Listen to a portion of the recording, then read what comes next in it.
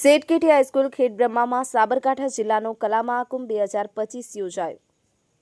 સેઠ KT high school Khedbrahma ખાતે આજરોજ સાબરકાંઠા જિલ્લાનો કમિશનર યુવક સેવા અને સાંસ્કૃતિક પ્રવૃત્તિઓ ગાંધીનગર પ્રેરિત અને જિલ્લા યુવા અને સાંસ્કૃતિક પ્રવૃત્તિઓની કચેરી સાબરકાંઠા જિલ્લા આયોજિત જિલ્લા કક્ષાનો કલા મહાકુંભ તારીખ 19/8/2025ના રોજ સેઠ કેટી હાઈસ્કૂલ ખેડબ્રહ્મા મુકામે યોજાયો, જેમાં કુલ 23 ઇવેન્ટમાં અલગ અલગ વયજૂથ 6 થી 14 વર્ષ, 15 થી 20 વર્ષ, 21 થી 59 વર્ષના કુલ અંદાજિત 2200 સ્પર્ધકોએ ભાગ લીધેલ હતો।